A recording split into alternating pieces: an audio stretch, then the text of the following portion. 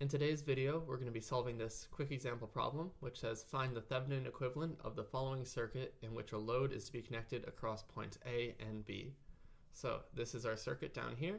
We have points A and B here. Looks like we have some resistors and a voltage source, and that's it. So it's pretty simple. So let's jump right into it and get started. So first, you might be wondering, what is a Thevenin equivalent? A Thevenin equivalent is a circuit that looks like this. It has a voltage source, it has a single resistor, and then it has 2 points where we connect to our load. So something that would come over here and connect there. But this is what we're looking for. To define the circuit, we need to find the resistance up here, we'll call it R Thevenin, and the voltage of this voltage source, and we'll call that V Thevenin. But before we get into that, I see a few things with this circuit that we can do and make our lives just a little bit easier. So I'm going to make a copy of this and put it down here so that we can work with it without messing up the problem. So the first thing I see, I'm looking at this resistor right here, and I see that it's connected here and here, but if we follow this node around, we see that it's actually the same node, and this resistor is connected by a wire on either side. And that means that this resistor is shorted out. So effectively, this resistor does nothing for our circuit, so we can just erase it and pretend like it's not even there. Let me fix this. So because of that, the circuit I have drawn here is the same as the circuit in the problem, so we can use it for solving. But I'm just going to go one step further and do a little bit more simplification to make our lives easier. And now I'm looking at these two resistors right here. And I see that these two resistors are in parallel. If it's not clear, we can maybe redraw it a little bit. And I'm going to draw it in a way that it's the same as it was before. Just moving the nodes around, which of course we can do because these are all ideal wires.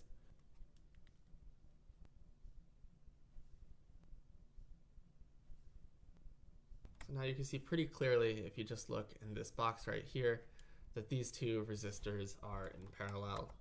So we can solve for the equivalent resistance of those two.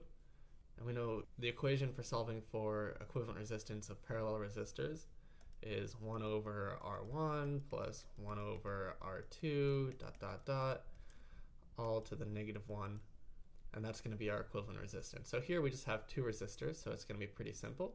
So we'll have 1 over 2 plus 1 over 2 to the -1.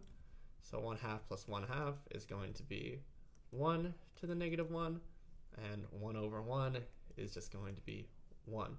So that means our equivalent resistance is 1 kilo ohm. So now we can replace these two resistors with their equivalent, which is just going to be a 1K resistor. So let's go ahead and do that. So I'll erase all that, and I'll clean things up a little bit here. So we have our new equivalent resistor there, and we said that's 1 kilo ohm. And we'll just connect over this way. And now this is a much simpler circuit than what we started with.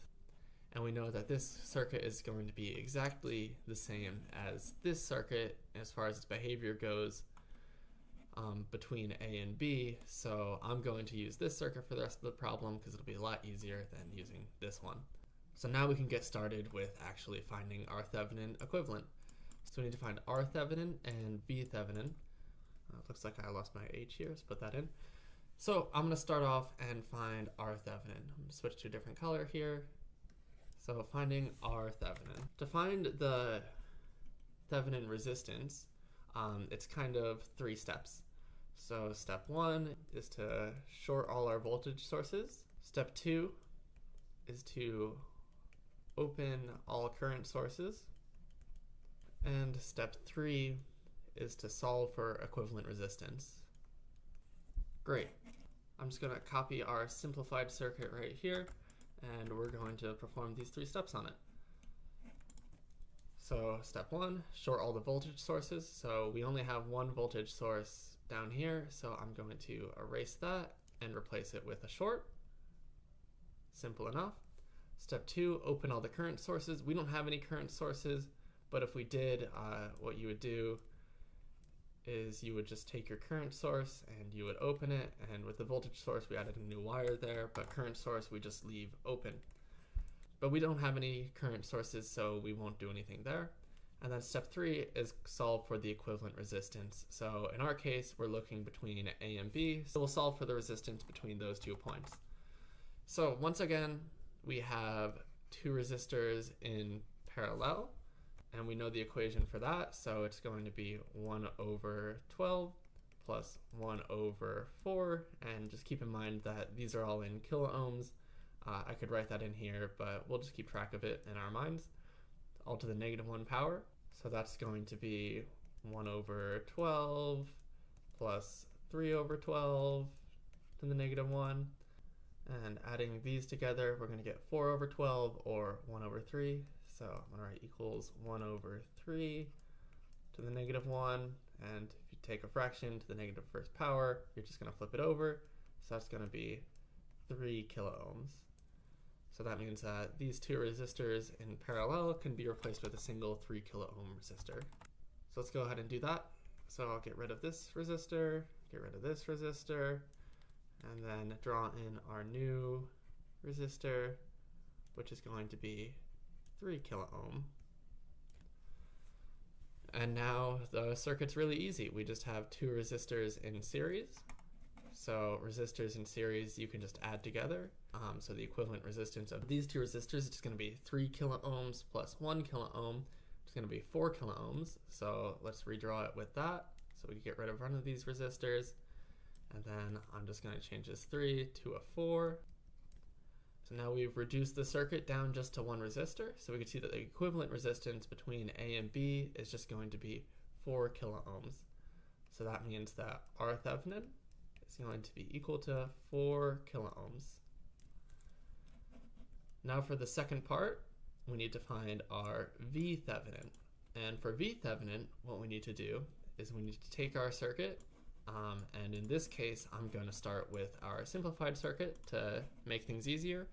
And we need to solve for the voltage across A and B with no load. And of course, we have no load drawn on here right now.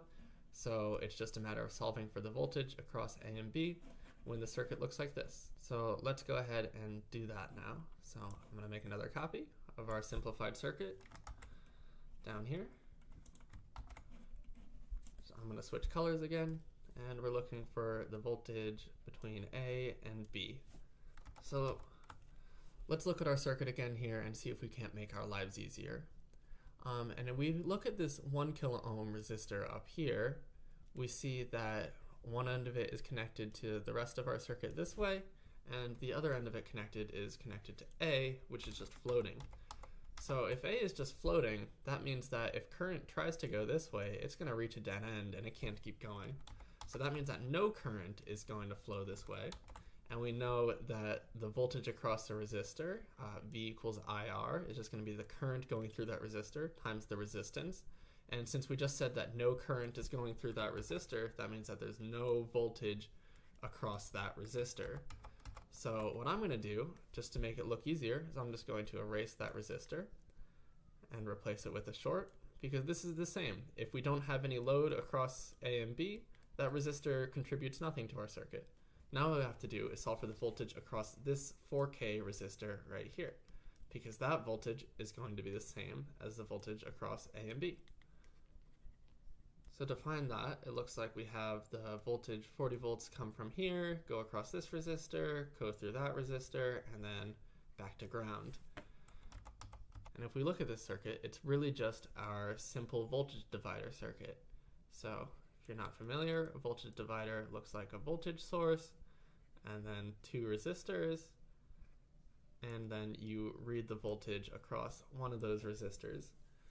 So if we call this R1, R2, and VD for voltage divider maybe, the voltage across R2 is going to be equal to the input voltage, VD, times the resistor we're measuring across, R2, over the total resistance, R1 plus R2.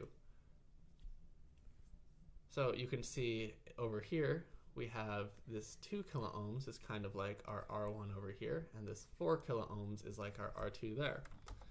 And we're just measuring the voltage across our R2. So let's go ahead and solve that. So VAB is going to be equal to 40 volts, and then we do our voltage divider, and we're going to have 4 kilo ohms because that's what we're measuring across. So 4, and then our total resistance is going to be 12 plus 4, and that's all multiplied by that 40. And we can solve this out. It's going to be 40 times 4 over 16. 4 over 16 is a quarter, so 40 times 1 over 4, and this is 10 volts. So now we have all the ingredients we need to make our Thevenin equivalent. We found R Thevenin, we found V Thevenin, so let's just go ahead and draw that circuit to finish it out. So let's start and just draw our basic Thevenin equivalent circuit with a voltage source, a resistor, and then it's always good to ground your circuits. And we have our points A and B, and we said that our R Thevenin is going to be 4 kilo ohms. So I'll write that here, 4 kilo ohms.